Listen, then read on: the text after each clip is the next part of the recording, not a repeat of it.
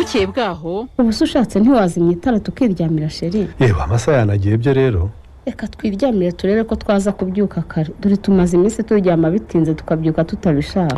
Gusa hari akantu nashaka kukubaza mbere yuko dusinzira sheri. Kerekeranye n'iki? Buriya mu rugo hari ikibazo naburiye umwanzuro. Mukobwa Jana se yongeye kubura twadukoryo twe? Ikibazo mfite none si cya Mukobwa Jana na Pascal. Ahubwo mushiki wanjye na mama nibo babaye Pascal na Mukobwa Jana bashya. Byagenze bitese? Urumva Agnes ngo yongeye kubura urukundo rwe na Titirere. Wow, nukuri ndishimye pe. Urishimye kandi urwo rukundo rwo rwabaye intandaro y'amakimbirane atoroshye ari hagati ye na mama. None se urukundo rwabaye amakimbirane gute Shyaka? Urumva mama yarahinga ibyo ntabishaka.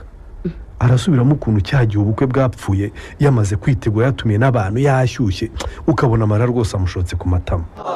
Gusa nyine agahinda ke karumvikana. Kiriya ni ikintu kibi cyane cyamubayeho kitazapfa kumuva ku mutima. Ikibazo rero ubwo mama aravuga atyo ariko Agnes nawe nyine akavuga ati niba ibintu byarabaye tukicarana n'umukunzi wanjye tukabicoca ubu tukaba turi muri gahunda nshya. Ati kuki mwambuza amahirwe yo gukundana n'uwo nshaka? Ariko nibyo kuba umuntu mwarigeze gushwana ntibiba bivuze ko mubaye abanzi burundu. Igihe mwicaye mugacoca ikibazo mukagifatira umwanzuro wo ko ibyabaye bitazasubira nta cyabuza umubano mwiza gukomeza. Gusa wenda menya ngufata he ko numva bashyigikiye bose. Buri wese icyo avuga kirumvikana Shyaka.